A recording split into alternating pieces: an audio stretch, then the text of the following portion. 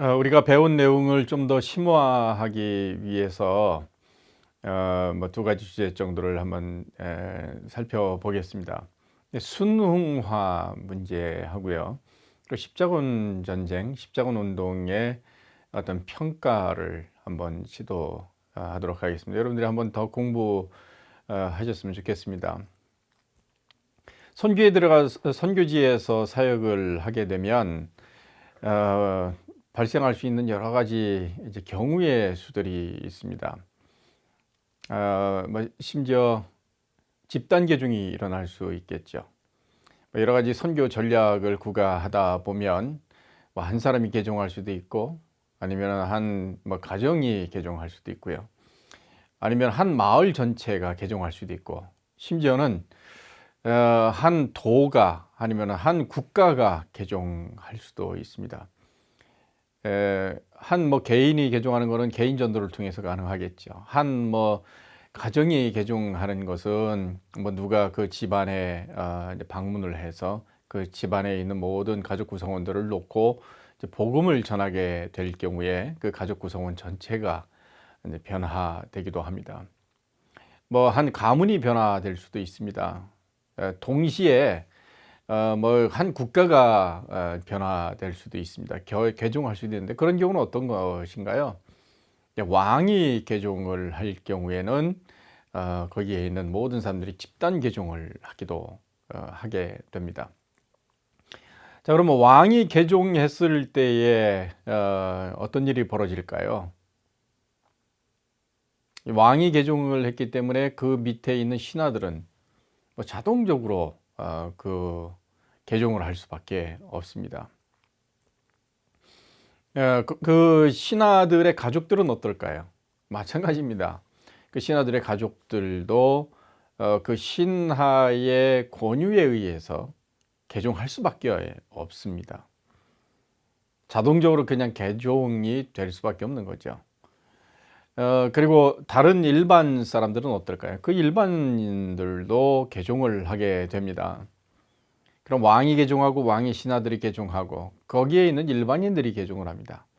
자, 어디까지 이 개종이 일어날 수 있겠습니까? 왕이 개종하고 아주 강력한 정치적인 힘을 가지고 있고 이 왕권 중심으로 움직이는 그런 사회에서는 이 왕의 개종이라고 하는 것은 그 사회 전체가 일시에 변화되는 것을 의미합니다. 완전히 개종되면 그 사회 전체가 다 개종하는 거죠. 그렇게 되면 어떤가요? 그 안에 있는 사람들은 이 개종하지 않으면 어려움을 당하게 됩니다. 불이익을 당하게 되죠. 심지어는 법적인 조치를 받을 수 있고요. 그리고 그 안에 사는 것 자체가 어려움일 수 있습니다. 그 사회를 떠나지 않는 한 그 사회에서는 그 왕의 개종과 함께 동일한 그 종교를 믿어야만 하게 되겠죠.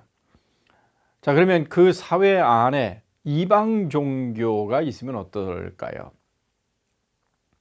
그 이방 종교를 섬기는 관습이나 아니면 이방 종교를 섬겼던 시설이나 이방 종교가 지켰던 절기나 이방 종교가 보유하고 있었던 성물들, 책자들, 그리고 어떤 부동산, 이런 것들은 어떨까요? 다 그것도 개종시켜야 합니다. 거기에는 종교 지도자는 어떨 것 같습니까? 마찬가지죠. 그도 자기 이방 종교를 그대로 지킬 수가 없습니다. 자, 그럼 이방 종교를 지키고 있었던 사람들이, 이방 종교의 사제들이 그럼 개종을 하게 됩니다. 그렇게 되면 이방 종교의 시설과 이방 종교의 성물과 그리고 이방 종교가 지니고 있는 모든 재산, 부동산, 이런 것들을 전부 다 내놓게 되죠. 어디로 내놓게 되겠습니까? 교회로 다 그것을 기부하게 되는 겁니다. 자, 이런 일들이 이제 왕왕 이제 벌어질 수 있었죠. 그리고 교회 역사에서도 실제로 이런 일들이 벌어졌습니다. 이방 종교를 믿고 있던 사람들이 개종하면서, 특별히 왕이 개종을 하면서 그 밑에 있는 모든 사람들이 한꺼번에 개종한다. 그걸 집단 개종이라고 얘기를 하는데, 그렇게 돼서 결국에는 이방 종교를 믿고 있던 모든 사람들이, 그리고 거기에 있는 사제조차도 예수님을 믿게 되면서 그들의 갖고 있던 모든 것들을 다 교회로 드리게 됩니다. 자, 그럴 경우에 어떻게 해야 하겠습니까? 특별히 이방 종교의 시설물이나 이방 종교의 성물이나 이방 종교가 지키고 있던 절기나 관습들을 어떻게 처리해야 합니까?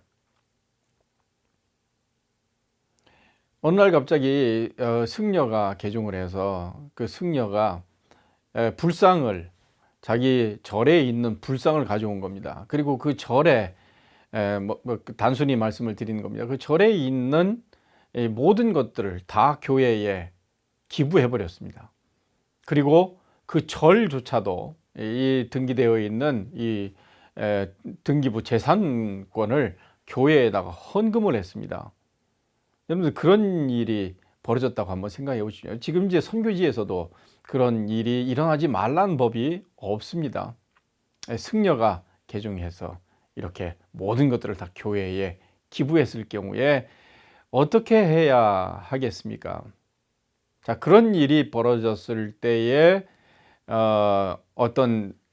어떻게 했는가 하는 사례를 역사적으로 한번 살펴보는 것은 우리가 거기에서 지혜를 얻을 수 있습니다.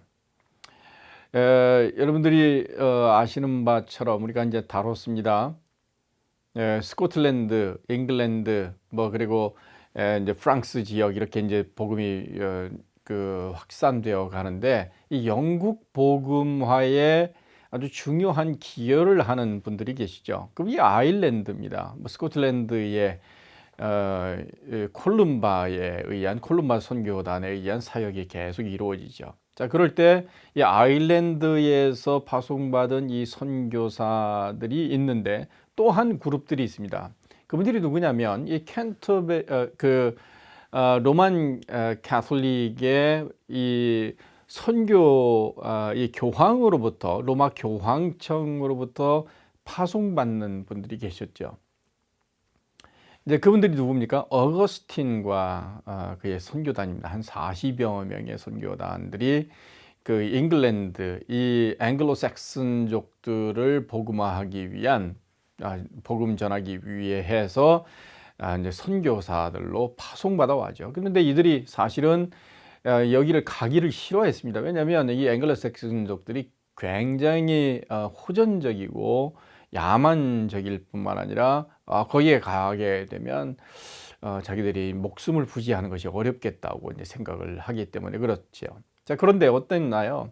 그래서 어거스틴 수도단들이 잠깐 고을 지역에 왔을 때 그 어거스틴 수도단들 가운데에 많은 사람들이 도망을 가버립니다. 자, 그런데 이 어거스틴 수도단들이 이 켄트 지역에 이제 들어왔을 때 그들이 생각했던 것과는 전혀 다른 상황이 벌어지죠. 그 당시에 이 켄트의 왕이 에덜벌트라고 하는 사람입니다. 그런데 이분은 고울 지역에 있는 그리스도인 공주 베르타와 결혼을 했습니다. 그래서 이 어거스틴 수도단들이 왔을 때 이 수도승들을 환대했습니다. 기독교인은 아닙니다만 어쨌든 수도승들을 환대하고 자신의 수도인 캔터베리에 거처를 제공해 주었습니다. 이때 이제 어거스틴과 선교단들은 십자가와 그리스도의 화상을 들고 임시기도 성일의 교송 중에 한절을 부르며 캔터베리로 들어갑니다. 자비가 많으신 주님이여, 당신의 거룩한 집 이 도성에서 진노와 격렬한 화염을 거두소서. 우리가 죄를 지었나이다. 할렐루야. 이런 이제 찬양을 부르면서 들어갔습니다. 이 왕은 이 어거스틴과 그의 수도단들이, 이 선교단들이 고결한 생활하는 모습을 봤습니다. 그리고 그들이 전하는 설교를 아주 관심 있게 들었습니다. 그리고 그들의 삶과 설교에 감동을 받아서 이제 개종을 합니다. 이 어거스틴 수도단에 의해서 이제 왕이 개종을 하면서 1만 명의 섹슨족들이 함께 이제 세례를 이제 받게 되는데 집단 개종이 일어난 거죠. 자, 그러면서 아까 이제 말씀드린 이방 종교의 사제들조차도 개종을 하게 되고 그 이방 종교에 쓰였던 모든 것들이 다 교회로 헌납되게 됩니다. 부동산조차도. 자, 그리고 그 상황에서 이 백성들이 가지고 있던 습관이 있습니다. 그 관습들이 있습니다. 이것을 어떻게 처리해야 할지 참 고민스러웠습니다. 자, 그래서 한 일이 뭐냐면 이 교황청이 편지를 썼습니다. 그러면 어떻게 했으면 좋겠습니까? 그랬더니 회신이 왔죠. 601년 7월 18일 그레고리 이 황제 교황이 편지를 써서 보냈습니다. 여기에 어떻게 하라고 하는 원칙이 잘 제시되어 있습니다. 그 내용을 한번 읽어보면 스티븐 닐의 이 내용이 기록되어 있습니다. 그 백성들의 이교 신전들은 파괴할 필요가 없으며 그 안에 있는 우상들만 파괴하면 그만이다. 만약 그 신전 건물에 쓸만하면 그 신전 건물이 쓸만하면 잡신 예배와 분리시켜 그것을 참된 하나님의 예배에 이용하는 것이 좋다. 그 사람들은 잡신들에게 제사를 바칠 때 황소들을 많이 죽이는 것이 습관되어 있으므로 그 사람들을 위해서 대신 축제일을 마련해 주는 것이 온당하다. 잡신을 위해서 소를 잡는 것이 아니라 하나님을 위해서 그리고 그들을 먹이기 위해서 잡는 것이란 점을 알게 하라. 그들이 먹고 배부르게 되면 모든 선한 것을 주시는 분에게 감사를 돌리도록 하라. 우리가 그들에게 이와 같은 외면적인 기쁨을 허락해 주면 참다운 내적 기쁨으로 나오는 그들의 일도 또한 더욱 수월해질 것이다. 높은 산을 오르는 사람이 한 걸음에 정상에 오르는 것이 아니라 한 발자국 한 발자국씩 차근차근 올라가거니와 이와 마찬가지로 거친 심령들의 모든 악습들을 대번에 근절시킨다는 것은 불가능한 일이다. 이렇게 이야기를 했습니다. 자, 여러분, 이런 내용의 이 글을 우리가 이제 함께 살펴봤는데 과연 이런 일들이 그렇게 집단 개종이 일어나서 이 타종교 사람들이 들어오고 타종교의 성물들이 들어왔을 때 어떻게 하라고 하는 얘기인가? 곧 수능, 어커모데이션의 원칙을 이제 준수하라 하는 거죠. 그것을 적용하라고 하는 겁니다. 자, 여기에서 우리가 교훈을 얻을 수 있는 것이 있습니다. 첫 번째, 이런 선교사들이 이런 문제에 직면하게 되면 혼자 이것을 처리하면 안 된다 하는 겁니다. 이런 신학적인 문제가 제기되고 좀 이렇게 예민한 문제, 그리고 상당히 이것을 잘못 결정 내리게 되면 뭐 여러 가지 이 부정적인 결과가 나타날 가능성이 높은 문제들에 대해서는 혼자 선교사가 결정하지 말고 이것을 판단할 수 있는 행정기관에, 그리고 신학적인 판단이 가능한 그러한 학술적인 능력을 갖추고 있는 기관에, 그리고 교리적인 판단을 할 수 있는 그런 기관에 문의를 하는 겁니다. 그리고 의뢰를 하는 겁니다. 그래서 바른 판단을, 합리적인 판단, 그리고 신학적으로 건강한 판단을 내릴 수 있도록, 그렇게 판단받도록 도움을 요청하는 겁니다. 자칫 잘못하면 어떤 일이 벌어집니까? 이것을 자기 마음대로 했을 경우에 여기에서 부정적인, 자기가 예기치 못한 그런 상황이 초래될 수 있습니다. 이런 문제가 발생할 때에 이런 조치 문제, 어떻게 조치하는가 하는 문제는 뭐 그 당대에만 문제가 되는 것이 아니라 앞으로 그 교회가 어떤 교회가 되는지 하는 것에서도 지속적으로 영향을 미치기 때문에 선교 사역자의 그 초기의 조치는 어떻게 내리진가에 따라서 그 결과가 다르게 나타나기 때문에 굉장히 신중해야 할 필요가 있습니다. 자, 이것을 이제 폼의 미닝의 문제로 한번 이제 살펴볼 수 있겠죠. 만약에 이 선교 사역자가 뭐 단순히 이 겉만 바꾸게 되고 이 내용을 바꿔놓지 않는다고 하면 어떤 일이 벌어집니까? 그 종교가 그대로 있는 겁니다. 겉은 바꿔졌는데 이 속은 그대로 가지고 있는 겁니다. 겉은 바꾸지 않고 속만 바꾸면 어떻게 되겠습니까? 뭐 불교적인 모양인데 이 속만 그냥 복음으로 바꿔 놓습니다. 그건 어떤가요? 이 겉 모양 때문에 이 기독교적인 것이라고 볼 수가 없겠죠. 그러면 이 속도 바꾸고 겉도 바꿀 수 있을까요? 뭐 그렇게 되면 가장 좋습니다. 자, 그러면 이 속에 있는 미닝을 바꾸면서 어떻게 해요? 기독교적인 것으로 바꾸면서 이 겉에 있는 것도 만약에 이 미닝에 영향을 미치는 것이라고 하면 바꾸는 겁니다. 자, 그리고 이 기독교적인 것으로 미닝을 바꾸면서 이 겉은 기독교적인 것에 충돌되지 않는 뭐 그런 차원으로 이 겉이 형성되어 있다고 하면 그것을 잘 유지하는 겁니다. 자, 그럴 때 이 겉의 모양새를 바꾸지 않을 경우에 장점이 있죠. 그들이 쉽게 이 기독교의 복음과 이제 접촉을 할 수 있습니다. 자기 자신들의 것이기 때문에요. 그래서 이 겉을 잘 유지하면서 속에 있는 것은 바꿔놓는 겁니다. 네. 영향을 미치지, 이 겉이 영향을 미치지 않는다고 하는 이 조건 하에 그렇게 할 수 있습니다. 자, 그럼 포교 성성의 결정은 어떤 것일까요? 그렇죠.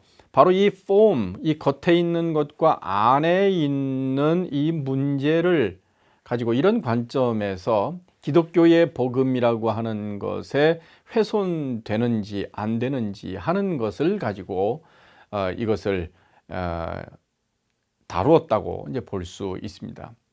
어떤가요? 축제일 같은 경우. 그 사람들이 이방 종교를 위해서 섬기는 것이었으면 그 축제일에 잡신을 위해서 소를 잡는 것, 뭐 이런 행위를 했으면요, 그것을 잡지 못하도록 하는 겁니다. 네. 자, 그런데 이것을 긍정적으로 할 수 있겠죠. 잡지 못하도록 하거나 아니면 그 일을 하지 못하게 하거나 그것을 하게 하면서 속에 있는 내용을 바꾸는 겁니다. 여기서는 뭐라고 하고 있습니까? 잡신을 위해서 소를 잡는 것이 아니라 하나님을 위해서, 그리고 그들을 먹이기 위해서 잡는 것이란 점을 알게 한다.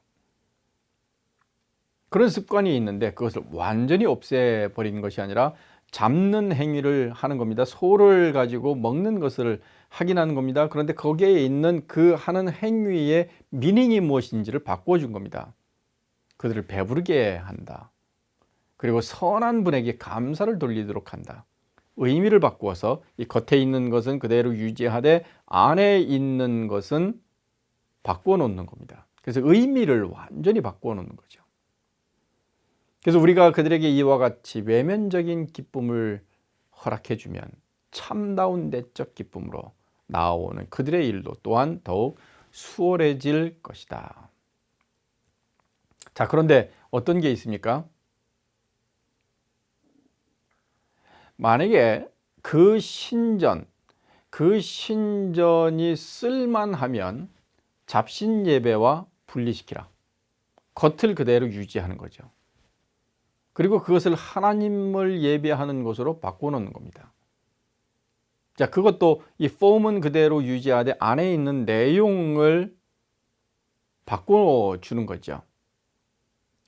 자, 그런데 거기에서 이것과 다른 접근 방법에 대한 교훈을 줍니다. 그게 뭡니까? 그 안에 있는 우상들은 파괴하라. 그 안에 있는 우상들은 파괴하라. 왜냐하면 거기에 있는 겉는 모양을 예수님이라고 이렇게 알려주는 그것은 적절치 않다는 거예요. 왜냐하면 겉모양이 지금 다르기 때문에요. 그래서 거기에 있는 우상들을 파괴하는데 그 우상들이 거기 안에 있는 내용, 의미를 예수님의 이 복음으로 전달하기에는 한계가 있다는 겁니다. 그래서 이런 것들을 완전히 바꾸어 놓는 겁니다. 파괴시키는 거죠. 자, 그럼 불상을 가져왔습니다. 어떻게 해야 합니까? 그것을 파괴해야죠. 절이 있는데 이것을 어떻게 합니까? 한옥으로 되어 있고 거기에 있는 그림이 있으면 그것을 다 지우고 그리고 그것을 리모델링 하는 겁니다. 그리고 십자가를 거기에다가 붙이게 되는 거죠. 만약에 그런 건물이 어떤 이미지 자체가 불교적인 색채가 너무나 강해서 거기에 오는 사람들이 교회에 오는 것이 아니라 불교 사찰에 오는 것과 같다는 느낌을 자꾸 갖게 만들면 그것조차도 허락할 수 없겠죠. 자, 그런데 이 사람들이 불교 신도들이 거기에 오면서 친근감을 느끼게 됩니다. 그런데 거기에서 예배 드리게 된다면 그 예배에 참여하면서 이 공간이 하나님을 예배하는 공간으로 바뀌었다고 하는 뭐 이런 차원으로 인식을 하게 되고 그들에게 가르치게 되면 뭐 이런 폼을 유지하는 것은 허락할 수 있다고 하는 겁니다. 우리가 이런 문제에 대해서 좀 더 고민해 볼 필요가 있습니다. 역으로 우리가 어떤 건물을 지을 것인가, 선교지에 어떠한 예배를 드리게 할 것인가, 그리고 선교지에 들어가서 이러한 집단계중이 일어나서 어떤 기부 체납이 일어나게 되고 많은 사람들이 교회에 모이게 됐을 때 그들이 가지고 있는 문화와 전통 그리고 그들의 관습을 어떻게 다룰 것인가 하는 이런 문제들을 좀 더 세밀하게 여러분들이 고민해 보셨으면 좋겠습니다. 또 한 가지 우리가 좀 살펴볼 것은 십자군 전쟁입니다. 십자군 전쟁 어때요? 1095년에서 1272년 7회의 원정이 있었죠. 뭐 동기 여러분들이 잘 알 겁니다. 서방교회의 입장, 셀주크 투르크로부터 팔레스타인 성지, 특히 예루살렘 탈환을 염원했습니다. 이 종말론이 계속 1000년이 가까우면서 제기되었고 성지 방문이 성행했습니다. 그때에 여러 가지 어려운 문제가 있었는데 거기를 차지하고 있는 이슬람 교도들 때문에 그렇습니다. 이 콘스탄티노플을 거점으로 하는 비잔틴 제국이 이 무슬림에 의해서 어려움을 당하게 되니까 이것을 도와주자라고 하는 거죠. 동서방 교회가 이제 서로 잘 합치지 못했는데 유뭉합을 열망하는 차원에서 이참에 한번 통일을 해보자 이런 이제 차원에서 십자군 전쟁이 일어났습니다. 십자군 전쟁 1차, 2차, 3차가 있는데요. 한번 살펴볼 필요가 있습니다. 1차는 1096년부터 1099년까지 있었죠. 주창자는 우르반 2세, 운전자 베드로, 그리고 주요 참여한 사람들이 있습니다. 월터 산다부, 그리고 운전자 베드로, 고트시크 이런 사람들이 이런 분들이 주요 참여해서 목표가 있었습니다. 터키로부터 예루살렘을 탈환하는 겁니다. 결과는요. 니케아, 안디옥, 에데사, 예루살렘을 점령해서 봉건 십자군 왕국을 세웠습니다. 자, 2차 때는 어떤가요? 1147년부터 1148년이었는데 클레르보 베르나르하고 유진 3세가 주창을 해서 콘라드 3세와 루이 7세가 주요 참여자들이 있습니다. 터키로부터 에데사를 재탈환하는 것이 목표였습니다. 서방 십자군들과 동방의 안내자들의 불신이 십자군의 다수가 사망하게 됩니다. 그래서 다메섹 점령 시도가 실패하게 되고요.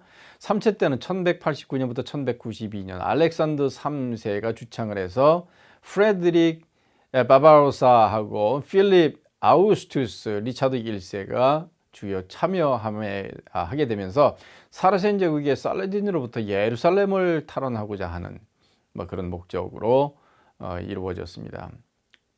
그런데 결과들은 이 프레드릭이 익사하게 되고요. 필립은요 귀환하게 됩니다. 리차드는 에이커와 요바로를 점령하면서 살라딘과 협정을 체결하지만 귀환길에 오시레에서 투옥을 당하게 됩니다. 4차 때는요, 1200부터 1204년까지 이노센트 2세, 그리고 이노센트 2세가 주창을 하게 되고, 살메뉴의 띠보라든지, 볼루와의 루이, 플랜데스의 볼두인, 뭐 이런 분들이 이제 참여하게 되죠. 이집트를 침략함으로 사라산의 힘을 약화시키기로 했습니다. 기독교 도시 자리가 점령당하여서 운송을 위해서 베니스에 되돌려집니다. 이로 인해서 십자군은 파문을 당하게 되고 그들은 콘스탄티노플을 점령하게 됩니다. 5차 때와 4차 사이에 소년 십자군들도 일어나게 됩니다. 1212년 이 어린아이들을 보내게 되면 마음이 청결한 자에 의해서 성지가 초자연적으로 정복될 수 있다고 생각하는데, 니콜라스 스테반이 이제 주창을 하게 되죠. 대부분의 어린이들이 바다에 빠져 죽고 노예로 끌려가거나 죽임을 당하게 됩니다. 5차 때는 1219년부터 1221년 호노리우스 이사에 의해서 홀랜드의 윌리엄과 브리앙 존이 적극 참여하게 됩니다. 이집트를 침략함으로 사라센의 힘을 약화시켰습니다. 이집트의 다메테를 점령하지만 곧 빼앗깁니다. 6차 때는 1229년에 프레드릭 2세가 참여하게 되고 예루살렘을 재탈환하게 됩니다. 프레드릭에게 예루살렘을 통치하도록 술탄과 협정을 하지만 이로 인해 프레드릭은 파문을 당하게 됩니다. 7차 때는 1248년 루이 9세가 참여하게 되고 이집트를 침략함으로 성지를 회복하게 됩니다. 그런데 결과는요, 이집트에서 다시 패배하게 됩니다. 회교도의 성전과 십자군을 한번 비교해 볼 필요가 있습니다. 회교도들은 정복을 언제 했나요? 633년, 732년에 하죠. 십자군은요, 1095년부터 1291년에 하게 됩니다. 시작이 회교도의 정복은 무함мет이 죽고 나서 그 다음에 이 정벌을 이제 시작을 합니다. 십자군은요, 클레멘트 종교회의에서 시작됩니다. 종전은요, 뚜르의 전투에서 끝나게 되고요. 에이커에서의 패배를 통해서 종전하게 됩니다. 이 회교도의 정복은 이 동기가 지하들을 통해서 이교도들 사이에 자신들의 참된 신앙이 전파되기를 원하기 때문에 그랬죠. 십자군은요, 순교자들을 보호하고 하나님의 영광을 추구하며 이교도 터키로부터 성지를 재탈환할 동기에서 시작합니다. 보상이 있죠. 이 싸움에서 죽은 사람들은 즉시 낙원에 들어갈 수 있다고 약속하는 게 바로 이 이슬람의 성전입니다. 십자군은요, 과거, 현재, 미래의 죄 사함과 죽은 자들이 즉각적으로 천국으로 가고 부채 탕감, 세금 면제, 많은 사면을 이제 받게 됩니다. 이게 이제 십자군에서 주장됐던 겁니다. 적군들 처리는 성전에서는 이교도들이 개종하지 않으면 죽임을 당했습니다. 유대인들과 기독교인들은 자신들의 종교를 유지할 수 있었지만 공물을 바쳐야 했고 개종이 금지됐습니다. 십자군에서는요, 정복당한 회교도들은 모두 다 죽였습니다. 그리고 유대인 지역의 거주자들 다 학살시켰죠. 결과가 어떤가요? 팔레스틴, 시리아, 소아시아, 이집트, 북부 아프리카, 스페인 등을 점령합니다. 그리고 중세 암흑시대의 히랍 학문이 이제 보존되는 뭐 그런 데에 이 이슬람의 성전이 기여합니다. 그에 반해서 이 십자군은 어떤가요? 항구적인 지역 회복이 이루어지지 않았습니다. 히랍 고전과 로마 문화가 재발견되면서 동방과 서양 교회의 관계가 악화됩니다. 자꾸 치고 이 야욕이 있었기 때문에 그렇습니다. 기독교와 회교 사이에 적대감이 형성됐죠. 이거는 참으로 안타까운 일입니다. 기독교의 도덕적 기준이 무너진 것, 이것 또한 참으로 슬픈 그런 역사한 장면이라고 볼 수가 있습니다. 자, 그러면 현대는 어떻게 해야 할까? 이런 십자군 정신을 가지고 무슬림을 전도하고 선교한다고 하는 것은 커다란 한계가 있습니다.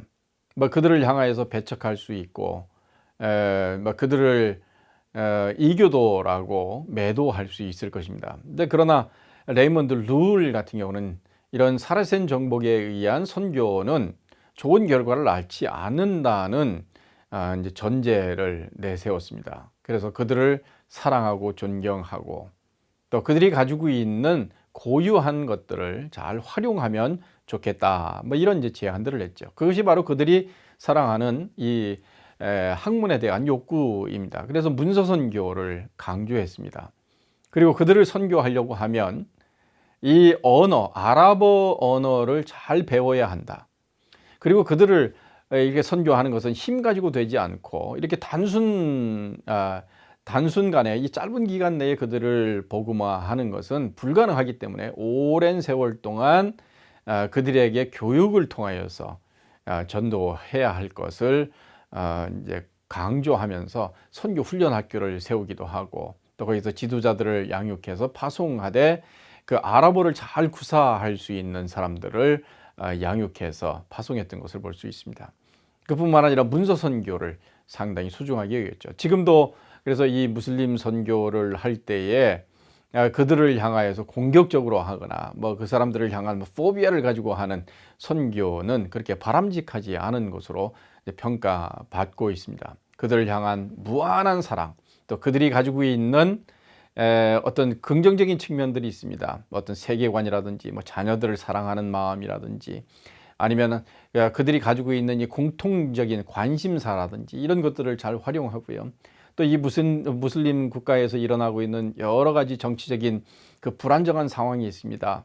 그래서 그 불안해하는 사람들에게 위로를 주기도 하고 또 전쟁으로 인해서 다른 곳에 이주해 가 있는 사람들을 돌보고 그들을 지원하는 사역을 통하여서 곧 사랑의 실천을 통하여서 선교하고 있습니다.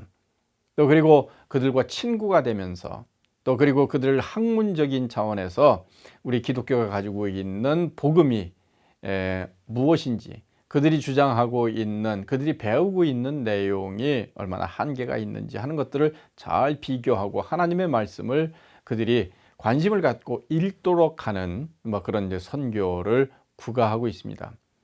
어떻게 보면 이 십자군 전쟁이라고 하는 것은 이제 부정적인 결과를 낳았는데 이 선교라고 하는 측면에서는 상당히 부끄러운 부분들이 없지 않아 있습니다. 자, 그럼 어떻게 해야 합니까? 십자가 정신으로 해야 되겠죠. 십자군 정신이 아니라 십자가 정신으로 이 선교를 우리가 감당한다고 하면 참으로 하나님께서 우리를 귀하게 사용하실 터이고 우리들의 희생과 헌신을 통하여서 수많은 영혼들을 하나님 앞으로 돌아오게 하는 귀한 열매를 우리 가운데에 허락하실 뿐만 아니라 그들을 통하여서 하나님 영광 거두시고 또 예배 받으시게 되고 또 우리를 잘했다 충성된 종이라 칭찬할 수 있는 그러한 좋은 자리가 마련될 것이라고 생각이 듭니다.